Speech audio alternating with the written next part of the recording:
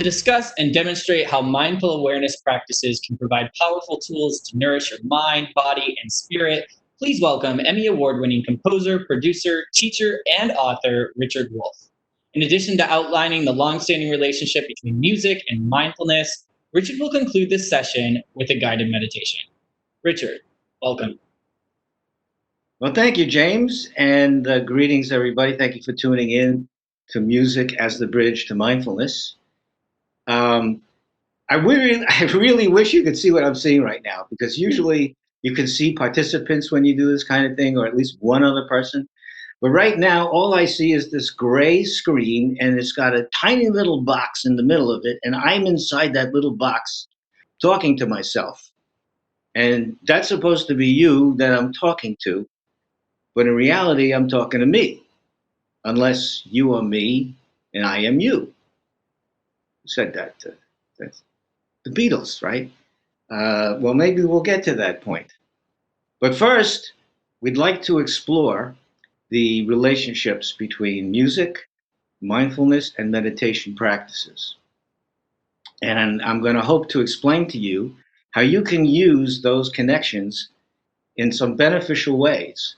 For instance, it can help you enhance your creativity and your musicianship. But more important, maybe it can help improve how you manage the challenges of your life. So, right now, you probably got two questions on the tips of your tongues. Question number one is probably, how do I know that you can transfer the skills and experiences from music into meditation and mindfulness practices? And number two, how do I know that these practices will benefit you in your life? Well, I got two answers to that question, which I just asked myself.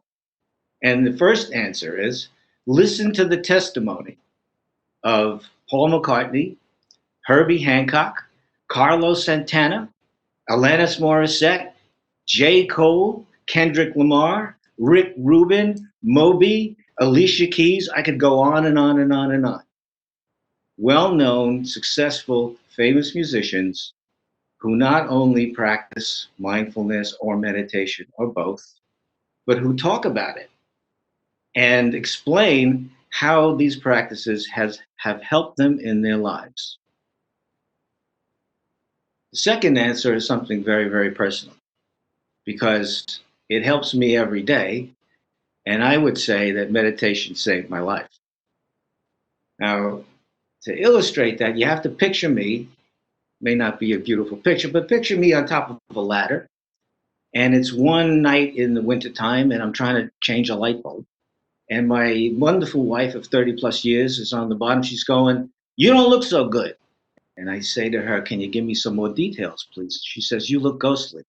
At that moment, I realize that my heart has decided to change its location and position in the world, and it's boxing furiously against the inside of my chest. The next thing I know, I'm in the hospital. I'm in the ER room. There's 500 people waiting there. I'm number 501. And my heart is just violently going nuts. It's doing its homage to Muhammad Ali, trying to box its way out of my chest. And I'm sitting there thinking, I'm not going to get out of here alive. I can't live through this. Well, somehow we get to the front of the line. They take me in. 45 minutes later, I'm calmed down. They say, "Go home." I said, "Go home? What do you mean go home? Was that a heart attack I just had?" They said, "No, that wasn't a heart attack." I said, "What is that?" "We don't know what it is." Okay.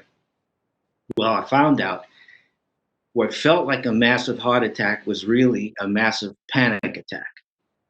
And it made sense when I thought about it, because you will appreciate this. I had been in the record business and I made a career change. When I was in the record business, I was having a blast. I worked on projects with Prince, and Seal, Belle Biv DeVoe, Coolio, etc. And it was a lot of fun. But I had a young family. I was under a lot of stress. It wasn't the lifestyle I wanted. And I thought, okay, I'll get into TV music. That's less stressful. Well, I was breathtakingly wide of the mark there. It wasn't less stressful. It was a lot more stressful. And so that anxiety, which had been building, culminated in a panic attack. And I end up at UCLA Panic Clinic, and the therapist there says, "I am prescribing for you 10 minutes of meditation in the morning and 10 minutes of meditation at night. And when he says that, bells go off in my brain because since I was 17 years old, I had been trying to meditate on and off for decades, but I couldn't do it. I couldn't do it because my mind would go bonkers. I couldn't quiet myself down. My mind would bolt in every direction. It was just chaos in there. Well, now he's telling me, hey, you don't want another massive panic attack. I'm prescribing meditation. You got to do it. So I try to read everything I can read. I find this book by a Tibetan meditation master who's also an animal trainer. And he says, training the wild mind is like training a wild animal. When you have a wild animal, you're leading the animal down the path like a horse gets distracted and wants to investigate something. You gently pull the horse back to the path. So you do the same thing with your mind. When you're sitting and meditating, you get distracted. You realize at some point, hey, I've been thinking, I've been getting distracted, and you bring it back. You bring your attention back to the object of concentration.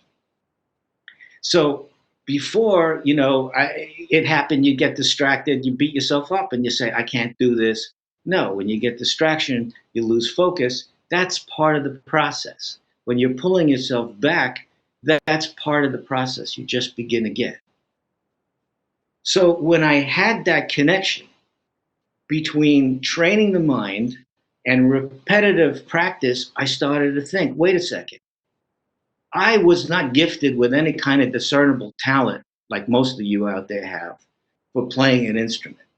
But when I practiced what I needed to play and just repeated the figures over and over again, I didn't say I can't do it. I just practice it and do it again. I was able to play. I was able to play on records. I had to do what I had to do. So I'm thinking, if repetitive practice worked in music, why wouldn't it work in meditation as well? And when I had that realization and I took that approach, everything came together. And when I saw that connection between music and meditation of repetitive practice, all these other connections came to light. In my book, I talk about the 12 bridges that connect musical practice with meditative mindfulness practice. But we're going to talk and focus on three essential bridges. So the first bridge is focused awareness or concentration. Concentration is the foundation of music, meditation, and mindfulness. When you're working on a song, you're focusing all of your attention in one direction. It's a very rare and special quality of attention that you are using. You, at one moment, might be focusing on a chord change. Another moment, you might be focusing on the tempo, the rhythm. At another moment, you might be focusing on the quality of the emotion you're trying to express.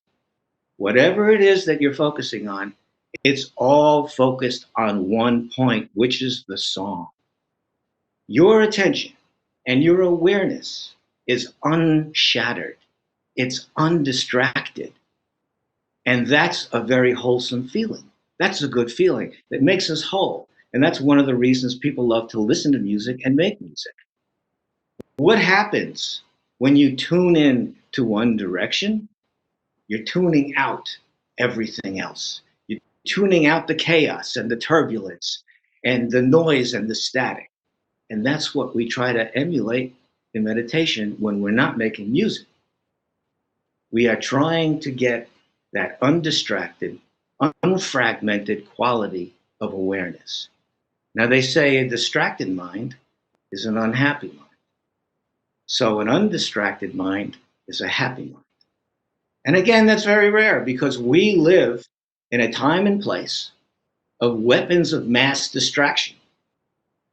We're usually distracted and our attention is pulled in every direction. They call this an attention economy. We had four of the big companies yesterday testifying in Congress, the four richest companies that control the world, Google, FaceTime, Facebook, Apple, and how do these companies make their billions of dollars? Off of your attention economy. That's how they made their fortunes off of your attention. In meditation and music, we are reclaiming our attention.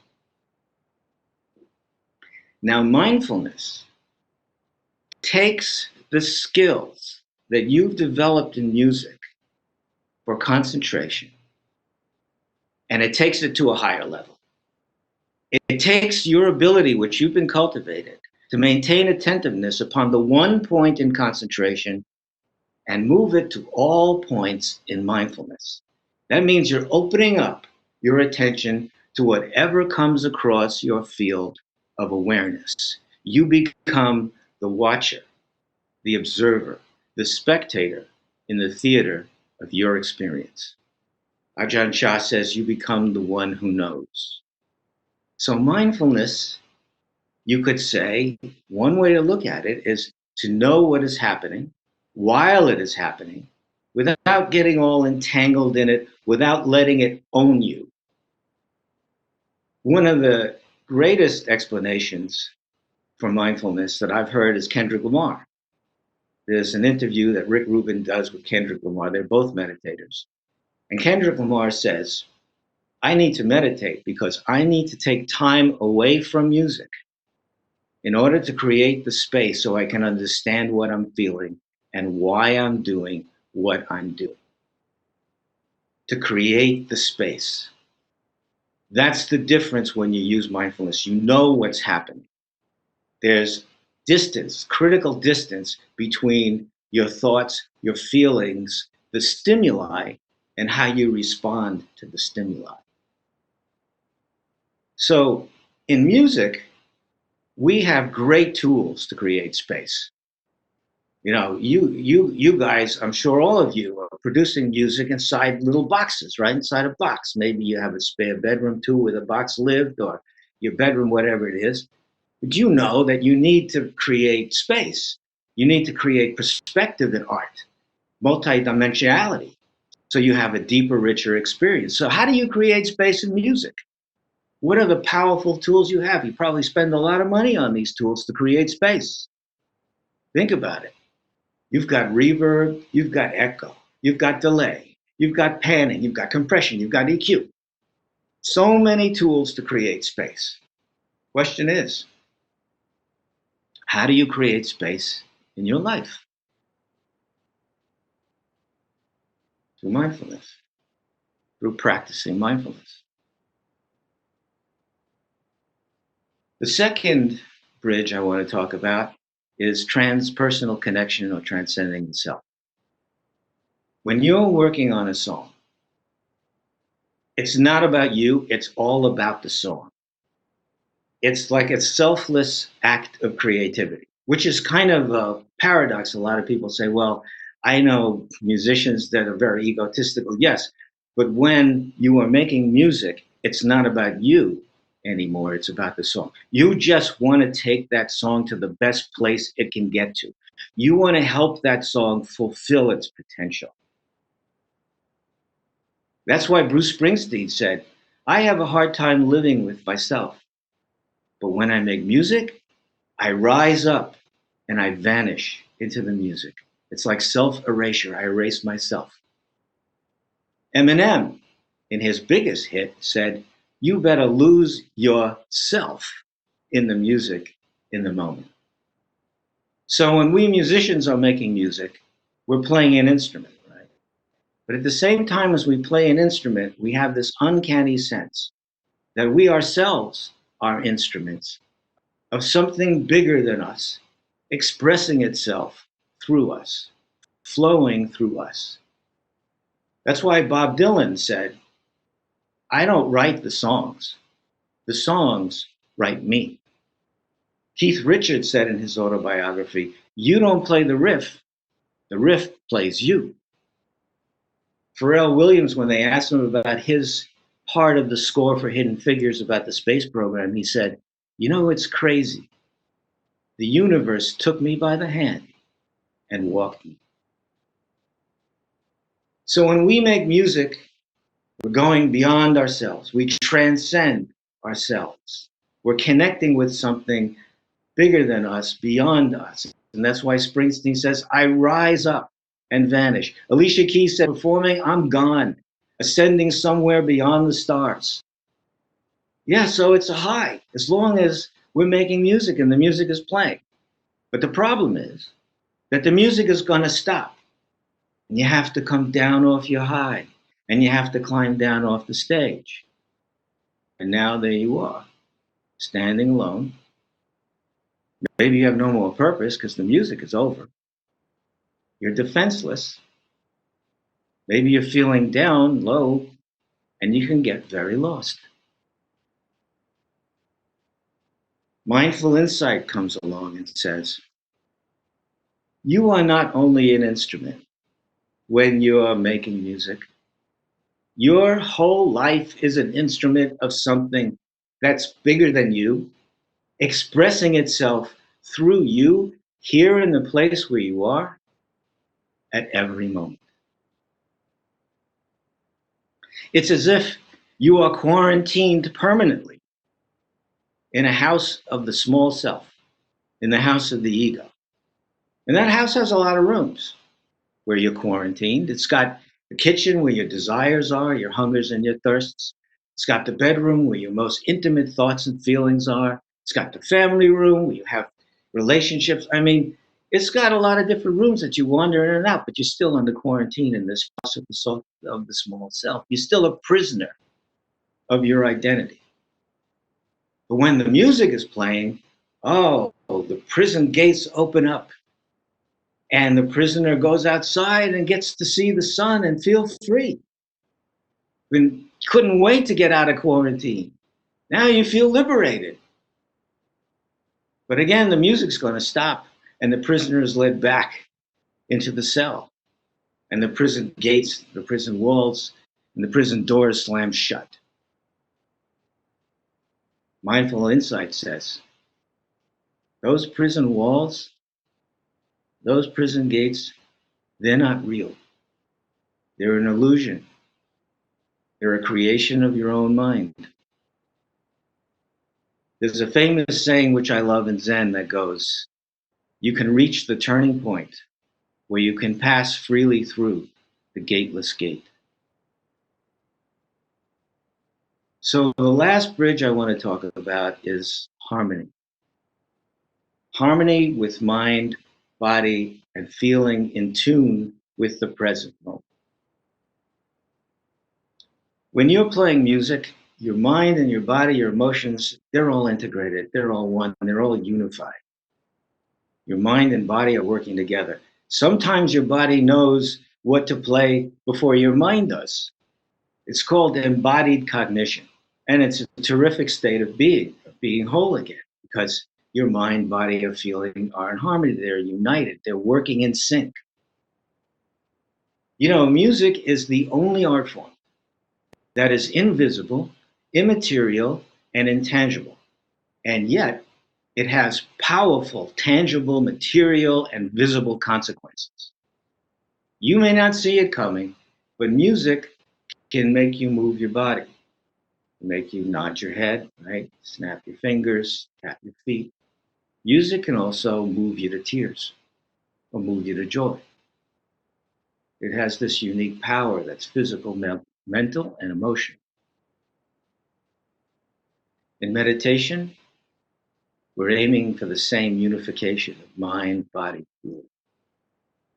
And instead of feeling that our awareness is locked in this envelope of skin that's between the bones of our skull, and that's where our awareness is, it's as if our whole body is an organ of awareness. Our mind, body, feeling is all in harmony. You know, your body is always in the present moment. So when you're tuned in to your body, you are always in the present moment. Your mind could be elsewhere, right? It's usually wandering, could be ruminating about the past or speculating about the future, but your body is always here. So if you're tuning into your body, you, by definition, are tuned in to the present moment.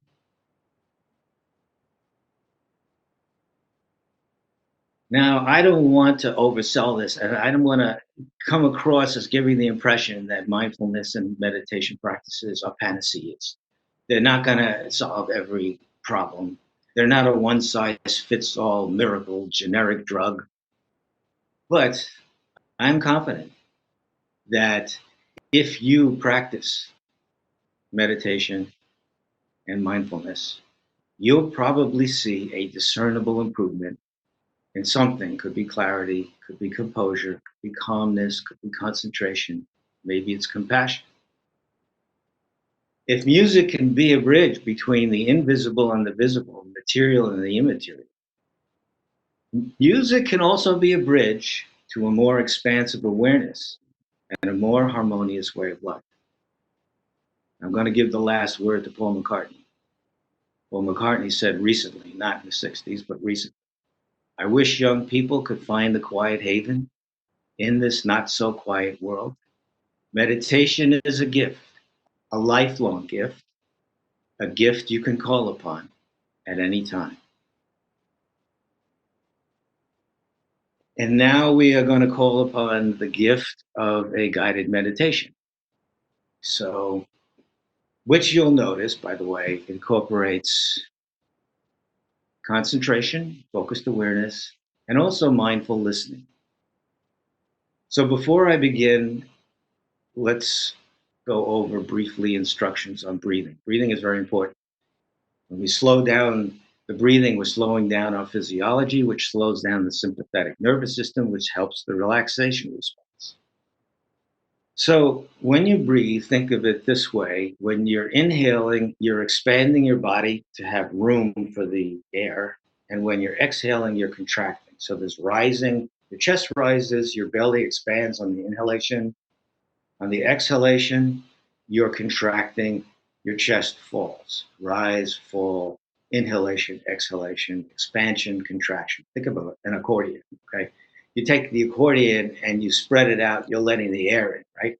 Then you contract the accordion, you're letting the air out. Same thing with your body. When we breathe in this form of meditation, we breathe through the nose, okay? The other thing is to keep in mind that we count one full cycle of inhalation and exhalation as one breath. So when you're counting the breath, it's one, one, two, two. I mean, that's why I like to do it with an echo. Some people like to stretch out the word in their mind's ear of one, and they just stretch it out through inhalation and exhalation. But it's one cycle is counted as one. And finally, just want you to be aware that there are actually four steps, like four beats in a 4/4 time, and that's inhalation is one step, holding the breath is another, exhaling is another, holding the exhale is another. So when you're moving, right, when you're inhaling, you're moving, you're making sound. When you hold, there's stillness, there's listening. When you exhale, there's movement, there's sound. When you're holding the contraction at the bottom, there's stillness, there's listening. Okay, so far for the instructions. Some of this stuff I'll be reminding you of. So the first thing is to get into a comfortable position, a comfortable posture. And think of a guitar string. If it's too tight, it's going to break. If it's too loose, it'll lose its tonality. So you want to be alert because meditation is all about awareness, calm awareness, selfless awareness. So you want to be alert. But at the same time, you don't want to be tense. So you want to be relaxed. You want to have room to breathe. So you want to sit up, but in a relaxed fashion. Notice where your feet are on the ground. You can get into a nice, comfortable position. Your hands resting on your lap or your legs. Now you can close your eyes. A lot of people prefer to close their eyes. That's fine. Some people like to keep their eyes half closed. So they're looking down in front of them at a 45 to 90-degree angle. Whatever you like, whatever you choose to do is fine. So let's begin by taking a few deep breaths through the nose.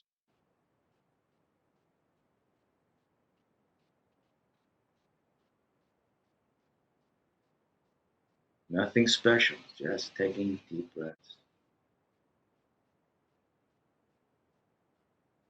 Nothing else to do, just breathe.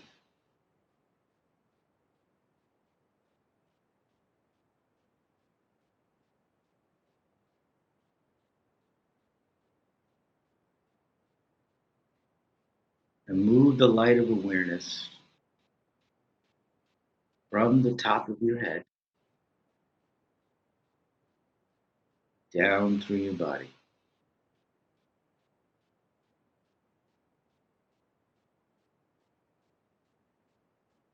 Across the front of your face.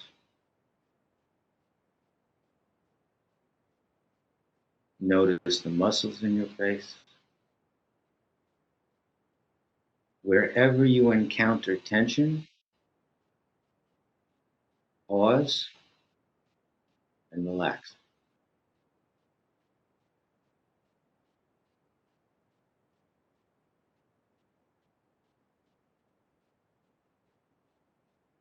Continue moving the light of awareness all through your body.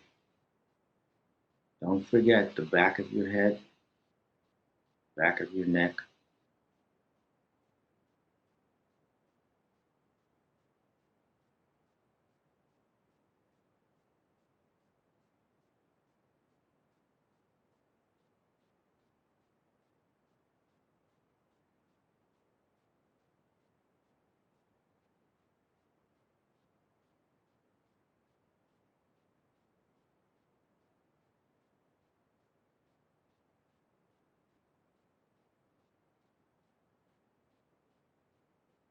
Now notice where your body is making contact with the chair.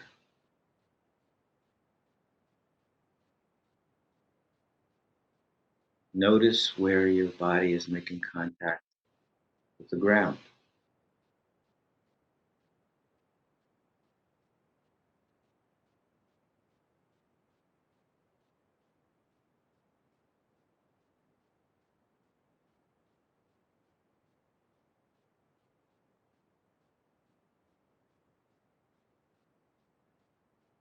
Now bring your attention to your upper body as it's breathing.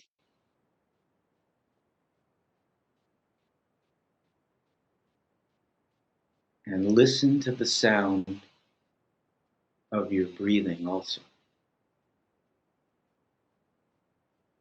Listen to the sound of breathing as if it's music. It's the sound of life.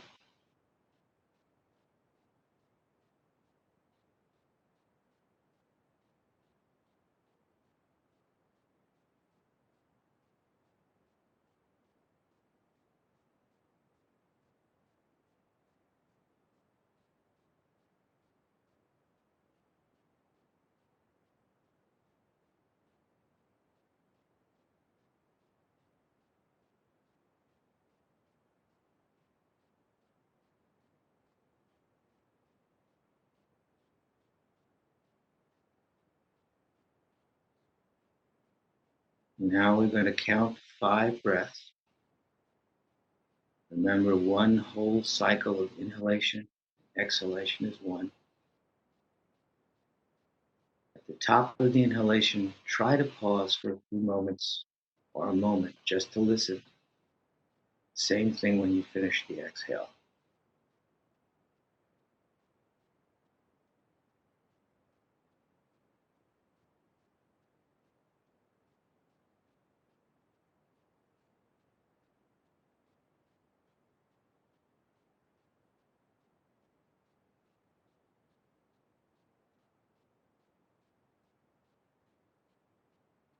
If you've counted to 5, just begin again.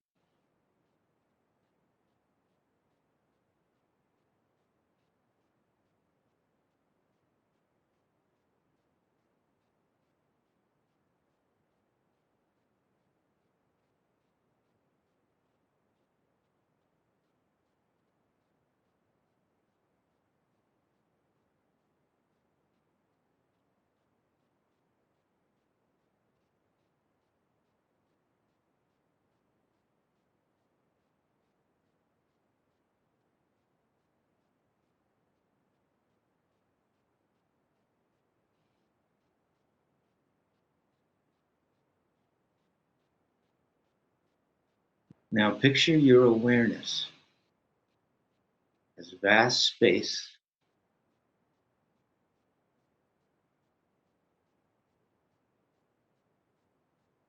and the sound of my voice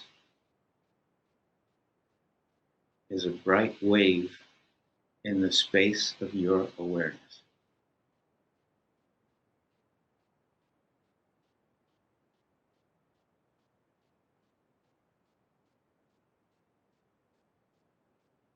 Try and hear the sound that's furthest away from you,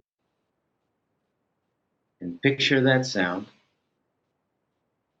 as a bright vibration in the space of your awareness.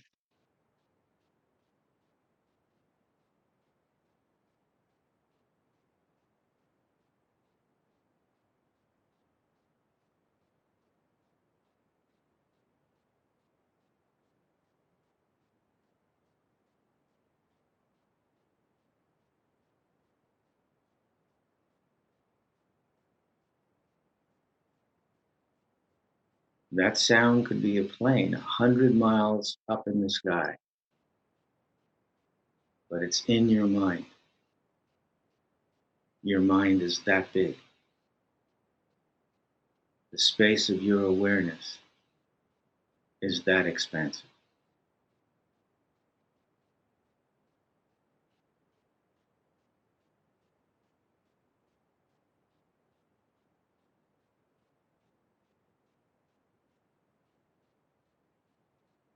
Just listen for any sound and place it in the space of your awareness. Sound of your breathing, ambient sounds.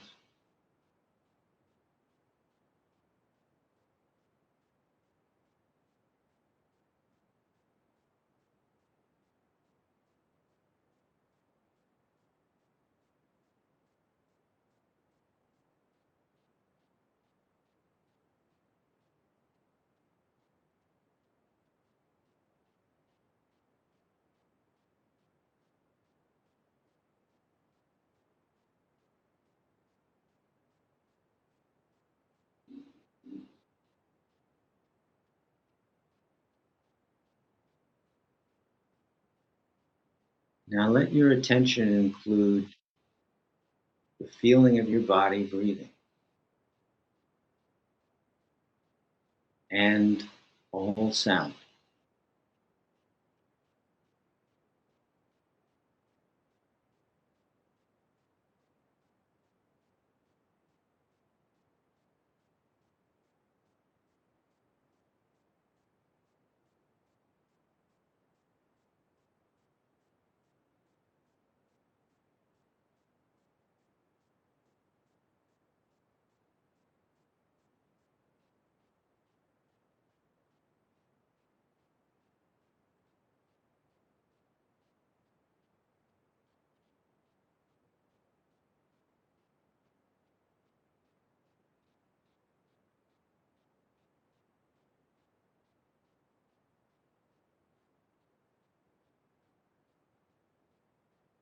Try to find the edge of the space of your awareness. How far does it go? Can you find the end?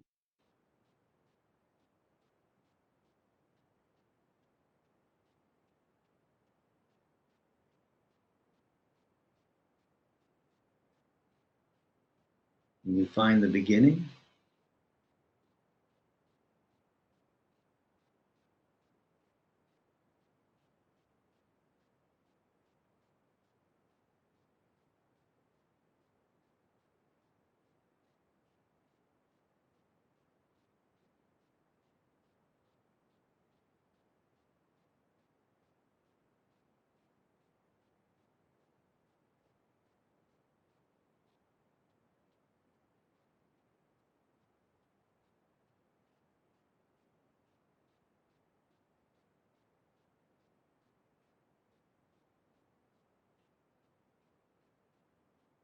Bring your attention back to your breathing.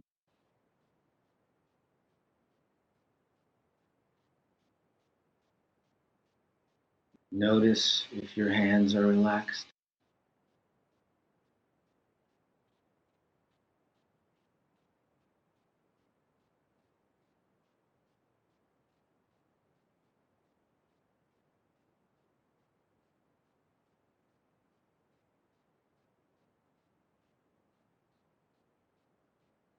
And we're going to take a few more deep breaths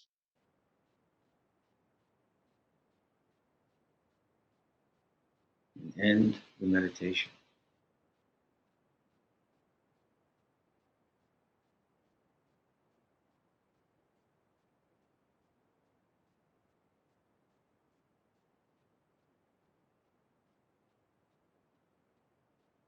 Now, when you end the meditation, just sit quietly for a few moments. Open your eyes.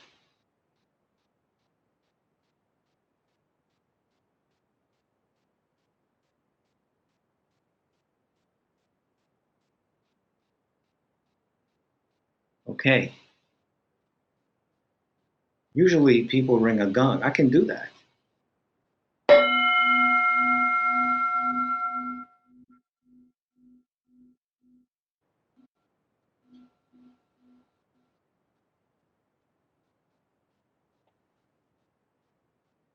Well, thank you for listening. And if you have any questions, you can email me, wolfr at usc.edu. That's WOLFR at usc.edu. And I hope to see you next time in the fall. And until then, I hope you stay in a high octave and let's stay in tune.